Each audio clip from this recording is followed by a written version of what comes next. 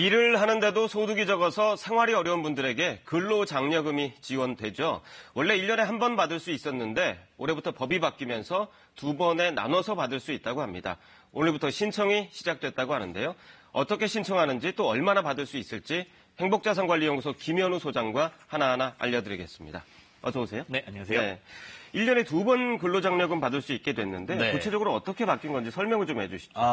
원래대로라고 한다면 전년도 소득을 올해 신고해서 올해 받는 겁니다. 네. 그러니까 전년도 소득을 5월 달에 신고하게 되면 9월 달 정도에 받을 수가 있었는데요. 네. 이거를 조금 더 땡겨 받는다 이렇게 보시면 됩니다. 그러니까 올해 소득, 상반기 소득에 대해서 8월에 신고하면 12월에 받을 수 있고 네. 이제 올해 하반기, 그러니까 7월 1일부터 12월 말일까지 하반기 소득에 대해서 2월 달에 신청을 하게 되면 6월 달에 받을 수 있다 이렇게 보시면 됩니다. 근데 네. 이게 모든 게 다 되는 건 아니고요.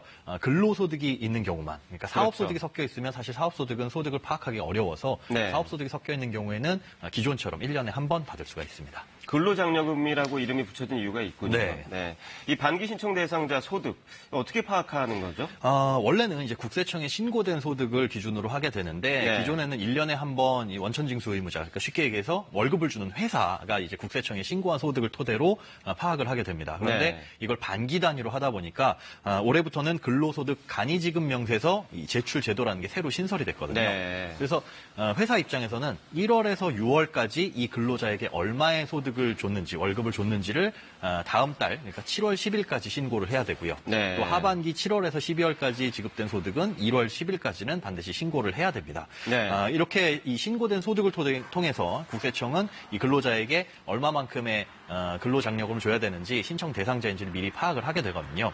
그래서 이 간이지급 명세서 제출을 만약에 지키지 않으면 네. 사업주에게는 이 가산세가 붙게 됩니다. 이 가산세를 보면 이 제출 기한을 만약에 넘겨서 냈다라고 하면 3개월까지는 내야 될 금액의 0.25%. 네. 3개월을 넘기게 되면 0.5%로 좀 다소 무겁죠. 네. 그런데 이게 이제 올해부터 신설됐다는 점을 감안해서 올해까지는 이 반만 50%는 감면을 해주고 있습니다. 네. 아울러서 이제 일용소득도 이 신고를 해야 되는데요. 일용소득에 대한 제출 기한은 기존 2월, 4월, 7월, 10월에서 1, 4, 7, 10월, 10일로 변경이 됐습니다. 네, 여러 가지 바뀐 게 많군요. 네.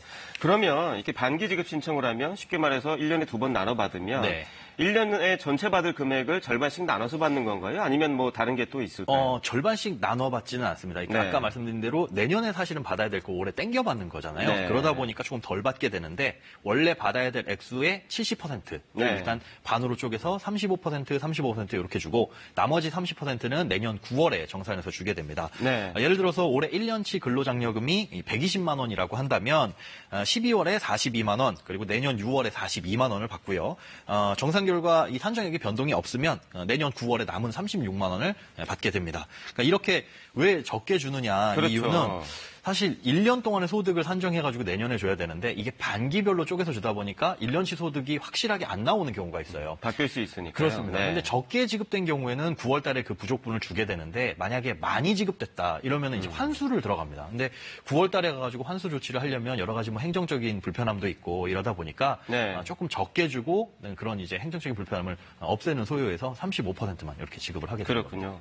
이 근로장려금 신청을 하고 국세청에 이제 연락을 다 하고 있잖아요. 오늘부터 연락이 시작이 됐는데 그렇죠. 의외로 또 연락을 못 받는 분들도 간혹 있더라고요. 네. 이런 분들은 내가 근로장려금 대상이 되는지 확인할 수 있는 방법이 따로 있을까요? 본인이 확인을 하셔야 되는데요. 이제 대부분, 그러니까 국세청에서 발표하기엔 한 90%까지는 다 이제 예락이 갑니다. 그런데 네. 이게 기준이 재산과 소득을 기준하거든요. 이제 먼저 재산 기준은 가구원의 재산들을 합쳐서 뭐 부동산이라든가 네. 예금 아니면 뭐 전월세 보증금 이런 것들을 다 합쳐서 2억 원이 넘으면 안 됩니다. 네. 2억 원 미만까지 재산이 충족을 해야 되고요. 이를 충족한다면 이제 가구 구성원에 따라서 결정이 되는데 일단 이 부양가족, 그러니까 배우자라든가 부양자녀 그리고 70세 이상의 이 부양부모가 없는 경우는 네. 단독가구로 봅니다. 네. 이 단독가구인 경우에는 연간 소득이 2천만 원 미만이어야 되고요.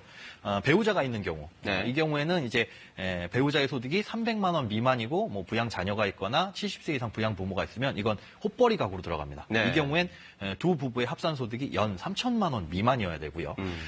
만약에 이 배우자의 소득, 그러니까 이 맞벌이 소득이 연간 300만 원 이상인 경우에는 네. 합산 소득이 연간 3,600만 원을 넘지 않아야 근로장려금 신청 대상이 됩니다. 이 신청하는 방법이 너무 어려워서 포기했다 이런 분들도 간혹 계시거든요. 네, 좀 네. 쉽게 신청할 수 있는 방법이 없을까요? 집에서 간단하게 신청을 할 수가 있거든요. 네. 이제 인터넷 홈페이지를 통해서도 할 수 있고 모바일 앱을 통해서도 할 수 있고 ARS 전화로도 할 수가 있습니다. 네. 일단 신청 안내문을 받았냐 받지 못했느냐에 따라서 갈려지는데요. 신청 안내문을 받은 경우에 안내문을 보시면 8자리의 개별 인증번호라는 게 적혀 있습니다. 네. 요게 있는 경우에는 굉장히 간단하게 신청을 할 수가 있는데요.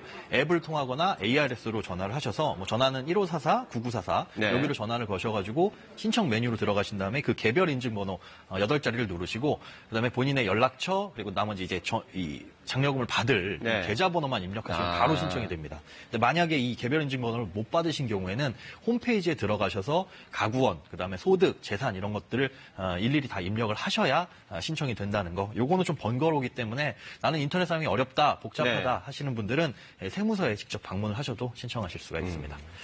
네, 마지막에 네. 간단하게 하나 더 묻겠습니다. 만약에 기한 안에 근로장려금 반기 신청을 하지 못했다. 네. 이러면 추가로 신청할 수 있나요? 기한을 넘기시게 되면 네. 9월 10일을 넘기면 상반기에 대한 건 못 하고요. 대신 네. 이제 하반기 건은 할 수 있습니다. 아. 그러면 이제 상반기 건 언제 받냐? 내년 9월에 받는다. 이렇게 보시면 될 것 같습니다. 네, 오늘 설명 잘 들었습니다. 네, 고맙습니다.